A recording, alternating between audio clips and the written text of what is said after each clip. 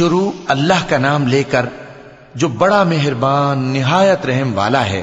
یہ ایک سورہ ہے جس کو ہم نے نازل کیا اور اس کے احکام کو فرض کر دیا اور اس میں صاف صاف آیتیں نازل کی تاکہ تم یاد رکھو۔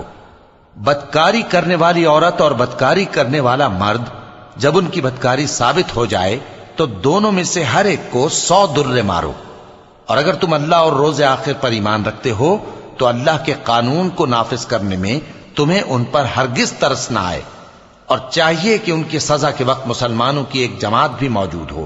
بدکار مرد تو بدکار یا مشرک عورت کے سوا کسی سے نکاح نہیں کرتا، اور بدکار عورت کو بھی بدکار یا مشرک مرد کے سوا اور کوئی نکاح میں نہیں لاتا، اور یہ یعنی بدکار عورت سے نکاح کرنا مومنوں پر حرام ہے۔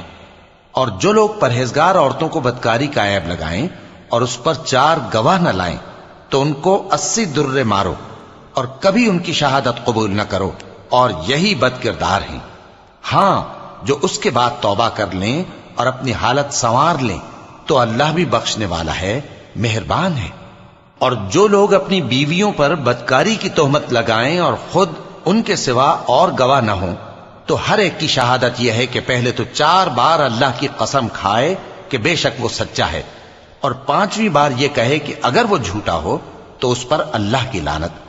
اور عورت سے سزا کو یہ بات ٹال سکتی ہے کہ وہ پہلے 4 بار اللہ کی قسم کھائے کہ بے شک یہ جھوٹا ہے، اور 5ویں دفعہ یوں کہے کہ اگر یہ سچا ہو تو مجھ پر اللہ کا غضب نازل ہو۔ اور اگر تم پر اللہ کا فضل اور اس کی مہربانی نہ ہوتی تو بہت سی خرابیاں پیدا ہو جاتی۔ اور یہ کہ اللہ توبہ قبول کرنے والا ہے، حکیم ہے۔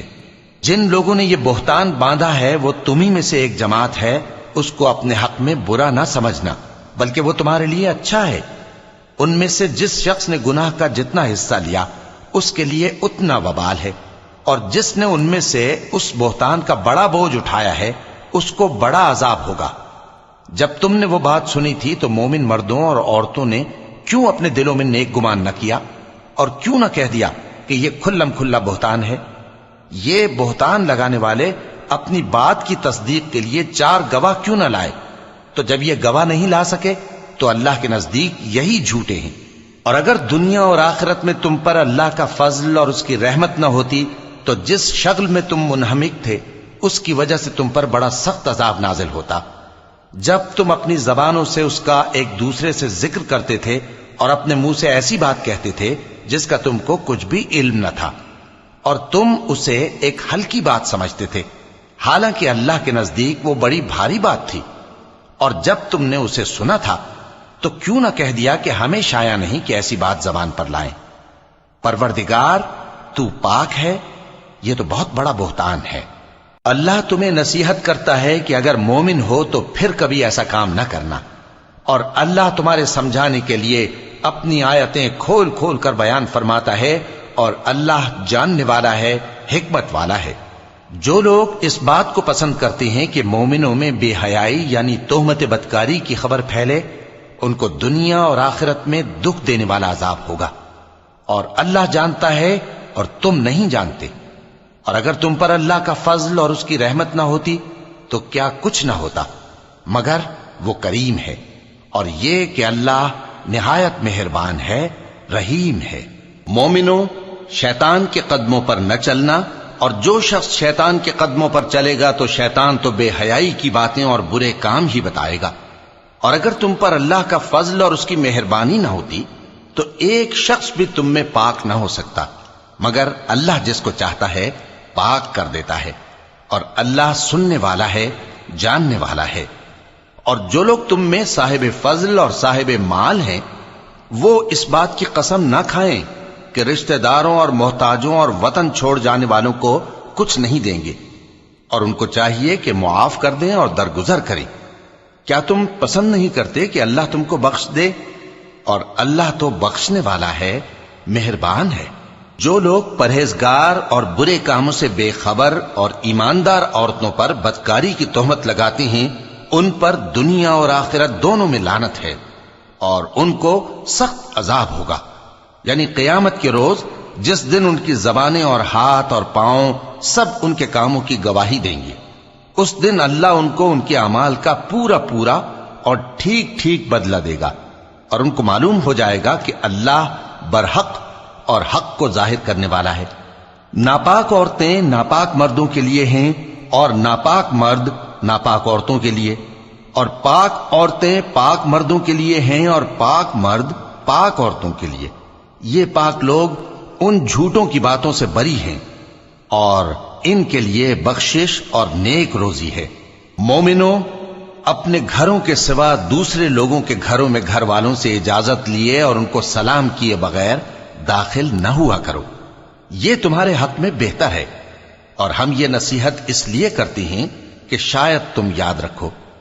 پھر اگر تم گھر میں کسی کو موجود نہ پاؤ تو جب تک تم کو اجازت نہ دی جائے اس میں مت داخل ہو، اور اگر یہ کہا جائے کہ اس وقت لوٹ جاؤ تو لوٹ جایا کرو، یہ تمہارے لیے بڑی پاکیزگی کی بات ہے، اور جو کام تم کرتے ہو اللہ سب جانتا ہے۔ ہاں، اگر تم کسی ایسے مکان میں جاؤ جس میں کوئی نہ بستا ہو اور اس میں تمہارا اسباب رکھا ہو تو تم پر کچھ گناہ نہیں، اور جو کچھ تم ظاہر کرتے ہو اور جو پوشیدہ کرتے ہو اللہ کو سب معلوم ہے۔ مومن مردوں سے کہہ دو کہ اپنی نظریں نیچی رکھا کریں اور اپنی شرمگاہوں کی حفاظت کیا کریں، یہ ان کے لیے بڑی پاکیزگی کی بات ہے، اور جو کام یہ کرتے ہیں اللہ ان سے خبردار ہے۔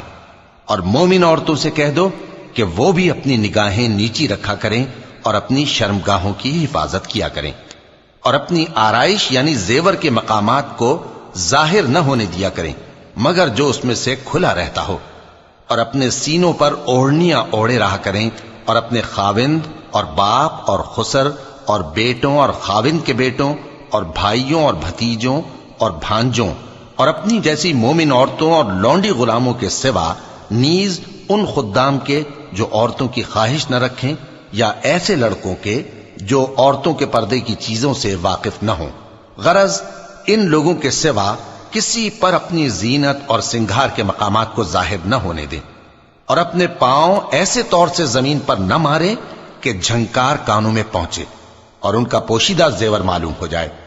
اور مومنوں، سب اللہ کے آگے توبہ کرو تاکہ فلاح پاؤ، اور اپنی قوم کی بیوہ عورتوں کے نکاح کر دیا کرو، اور اپنے غلاموں اور لونڈیوں کے بھی جو نیک ہوں نکاح کر دیا کرو۔ اگر وہ مفلس ہوں گے تو اللہ ان کو اپنے فضل سے غنی کر دے گا، اور اللہ بہت وسعت والا ہے، سب کچھ جاننے والا ہے۔ اور جن کو بیاہ کا مقدور نہ ہو وہ پاک دامنی کو اختیار کیے رہیں یہاں تک کہ اللہ ان کو اپنے فضل سے غنی کر دے۔ اور جو غلام تم سے مکاتبت یعنی مال دے کر پروانہ آزادی کی تحریر چاہیں، اگر تم ان میں صلاحیت اور نیکی پاؤ تو ان سے مکاتبت کر لو، اور اللہ نے جو مال تم کو بخشا ہے اس میں سے ان کو بھی دو۔ اور اپنی باندیوں کو اگر وہ پاک دامن رہنا چاہیں تو دنیاوی زندگی کے فوائد حاصل کرنے کے لیے بدکاری پر مجبور نہ کرنا، اور جو ان کو مجبور کرے گا تو ان بیچاریوں کے مجبور کیے جانے کے بعد اللہ بخشنے والا ہے، مہربان ہے۔ اور ہم نے تمہاری طرف روشن آیتیں نازل کی ہیں، اور جو لوگ تم سے پہلے گزر چکے ہیں ان کی خبریں اور پرہیزگاروں کے لیے نصیحت۔ اللہ آسمانوں اور زمین کا نور ہے، اس کے نور کی مثال ایسی ہے کہ گویا ایک طاق ہے جس میں ایک چراغ ہے، اور چراغ ایک قندیل میں ہے، اور قندیل ایسی صاف شفاف ہے کہ گویا موتی کا سا چمکتا ہوا تارا ہے۔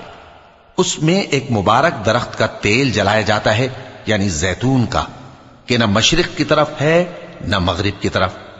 ایسا معلوم ہوتا ہے کہ اس کا تیل خواہ آگ اسے نہ بھی چھوئے جلنے کو تیار ہے، بڑی روشنی پر روشنی ہو رہی ہے۔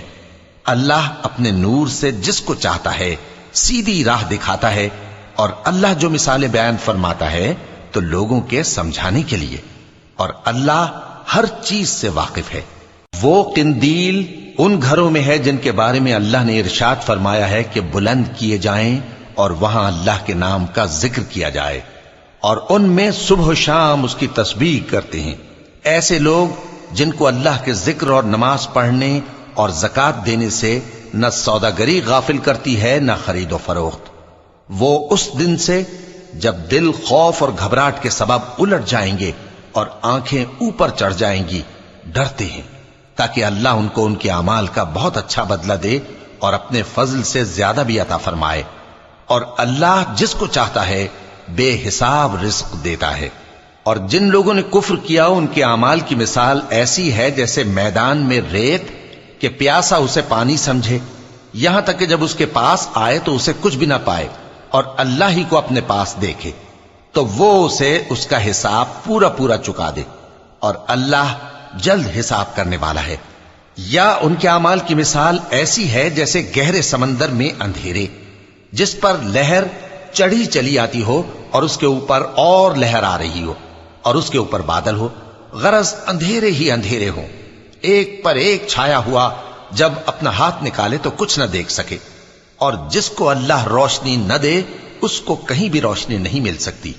کیا تم نے نہیں دیکھا کہ جو لوگ آسمانوں اور زمین میں ہیں اللہ کی تسبیح کرتے رہتے ہیں، اور پر پھیلائے ہوئے پرندے بھی، اور سب اپنی نماز اور تسبیح کے طریقے سے واقف ہیں، اور جو کچھ وہ کرتے ہیں سب اللہ کو معلوم ہے. اور آسمان اور زمین کی بادشاہی اللہ ہی کے لیے ہے اور اللہ ہی کی طرف لوٹ کر جانا ہے. کیا تم نے نہیں دیکھا کہ اللہ ہی بادلوں کو چلاتا ہے، پھر ان کو آپس میں ملا دیتا ہے، پھر ان کو تہ بتہ کر دیتا ہے، پھر تم دیکھتے ہو کہ بادل سے مے نکل کر برس رہا ہے، اور آسمان میں جو اولوں کے پہاڑ ہیں ان سے اولے نازل کرتا ہے، تو جس پر چاہتا ہے اس کو برسا دیتا ہے اور جس سے چاہتا ہے ہٹا رکھتا ہے. اور بادل میں جو بجلی ہوتی ہے اس کی چمک آنکھوں کو خیرہ کر کے بینائی کو اچکے لیے جاتی ہے. اللہ ہی رات اور دن کو بدلتا رہتا ہے. اہل بصارت کے لیے اس میں بڑی عبرت ہے.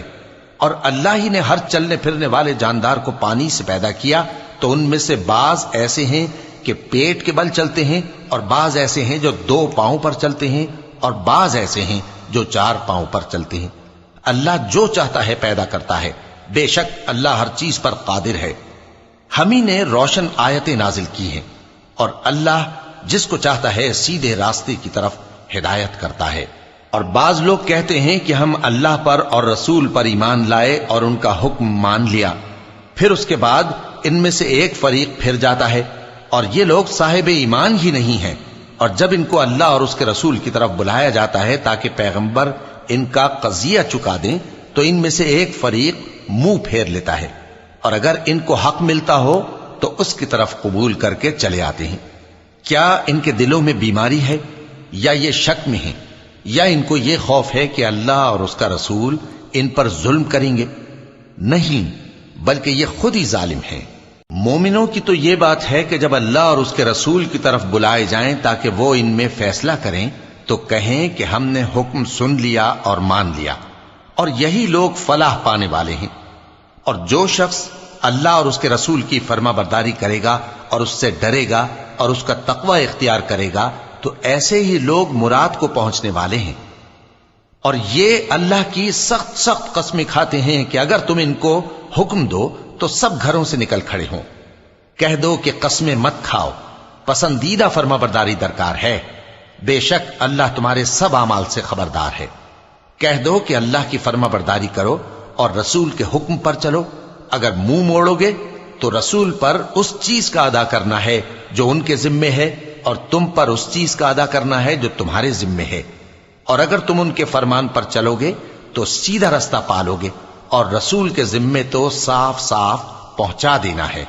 جو لوگ تم میں سے ایمان لائے اور نیک کام کرتے رہے ان سے اللہ کا وعدہ ہے کہ ان کو ملک کا حاکم بنا دے گا، جیسا ان سے پہلے لوگوں کو حاکم بنایا تھا، اور ان کے دین کو جسے اس نے ان کے لیے پسند کیا ہے مستحکم و پائیدار کرے گا، اور خوف کے بعد ان کو امن بخشے گا.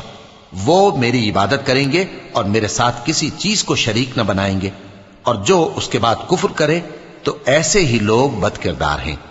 اور نماز پڑھتے رہو اور زکوٰۃ دیتے رہو اور پیغمبر کے فرمان پر چلتے رہو تاکہ تم پر رحمت کی جائے. اور ایسا خیال نہ کرنا کہ کافر لوگ ہم کو زمین میں مغلوب کر دیں گے، ان کا ٹھکانہ دوزخ ہے اور وہ بہت برا ٹھکانہ ہے. مومنوں، تمہارے باندی غلام اور جو بچے تم میں سے بلوغ کو نہیں پہنچے 3 دفعہ یعنی 3 اوقات میں تم سے اجازت لیا کریں. ایک تو نماز فجر سے پہلے، اور دوسرے گرمی کی دوپہر کو جب تم کپڑے اتار دیتے ہو، اور تیسرے عشاء کی نماز کے بعد. یہ 3 وقت تمہارے پردے کے ہیں، ان کے آگے پیچھے یعنی دوسرے وقتوں میں نہ تم پر کچھ گناہ ہے اور نہ ان پر کہ کام کاج کے لیے ایک دوسرے کے پاس آتے رہتے ہو۔ اس طرح اللہ اپنی آیتیں کھول کھول کر بیان فرماتا ہے، اور اللہ بڑا علم والا ہے، بڑا حکمت والا ہے۔ اور جب تمہارے لڑکے بالغ ہو جائیں تو ان کو بھی اسی طرح اجازت لینی چاہیے جس طرح ان سے اگلے یعنی بڑے آدمی اجازت حاصل کرتے رہے ہیں۔ اس طرح اللہ تم سے اپنی آیتیں کھول کھول کر بیان فرماتا ہے، اور اللہ جاننے والا ہے، حکمت والا ہے۔ اور بڑی عمر کی عورتیں جن کو نکاح کی توقع نہیں رہی اور وہ زائد کپڑے اتار کر سر ننگا کر لیا کریں تو ان پر کچھ گناہ نہیں، بشرطے کہ اپنی زینت کی چیزیں نہ ظاہر کریں، اور اگر اس سے بھی بچیں تو یہ ان کے حق میں بہتر ہے، اور اللہ سنتا ہے، جانتا ہے۔ نہ تو اندھے پر کچھ گناہ ہے اور نہ لنگڑے پر اور نہ بیمار پر اور نہ خود تم پر کہ اپنے گھروں سے کھانا کھاؤ، یا اپنے باپ دادا کے گھروں سے، یا اپنی ماؤں کے گھروں سے، یا بھائیوں کے گھروں سے، یا اپنی بہنوں کے گھروں سے، یا اپنے چچاؤں کے گھروں سے، یا اپنی پھوپھیوں کے گھروں سے، یا اپنے ماموؤں کے گھروں سے، یا اپنی خالاؤں کے گھروں سے، یا اس گھر سے جس کی کنجیاں تمہارے ہاتھ میں ہوں، یا اپنے دوستوں کے گھروں سے۔ اور اس کا بھی تم پر کچھ گناہ نہیں کہ سب مل کر کھانا کھاؤ یا جدا جدا۔ پھر جب گھروں میں جایا کرو تو اپنے گھر والوں کو سلام کیا کرو، یہ اللہ کی طرف سے مبارک اور پاکیزہ تحفہ ہے۔ اس طرح اللہ اپنی آیتیں کھول کھول کر بیان فرماتا ہے تاکہ تم سمجھو۔ مومن تو وہ ہیں جو اللہ پر اور اس کے رسول پر ایمان لائے، اور جب کبھی ایسے کام کے لیے جو جمع ہو کر کرنے کا ہو پیغمبر کے پاس جمع ہوں تو ان سے اجازت لیے بغیر چلے نہیں جاتے۔ اے پیغمبر، جو لوگ تم سے اجازت حاصل کرتے ہیں وہی اللہ پر اور اس کے رسول پر ایمان رکھتے ہیں۔ سو جب یہ لوگ تم سے کسی کام کے لیے اجازت مانگا کریں تو ان میں سے جسے چاہا کرو اجازت دے دیا کرو، اور ان کے لیے اللہ سے بخشش مانگا کرو، کچھ شک نہیں کہ اللہ بخشنے والا ہے، مہربان ہے۔ مومنو، پیغمبر کے پکارنے کو ایسا خیال نہ کرنا جیسا تم آپس میں ایک دوسرے کو پکارتے ہو۔ بے شک اللہ کو وہ لوگ معلوم ہیں جو تم میں سے آنکھ بچا کر کھسک جاتے ہیں۔ تو جو لوگ ان کے حکم کی مخالفت کرتے ہیں ان کو ڈرنا چاہیے کہ ایسا نہ ہو کہ ان پر کوئی آفت پڑ جائے یا تکلیف دینے والا عذاب نازل ہو۔ دیکھو، جو کچھ آسمانوں اور زمین میں ہے سب اللہ ہی کا ہے۔ جس طریق پر تم ہو وہ اسے جانتا ہے، اور جس روز لوگ اس کی طرف لوٹائے جائیں گے تو جو عمل وہ کرتے رہے وہ ان کو بتا دے گا، اور اللہ ہر چیز سے واقف ہے۔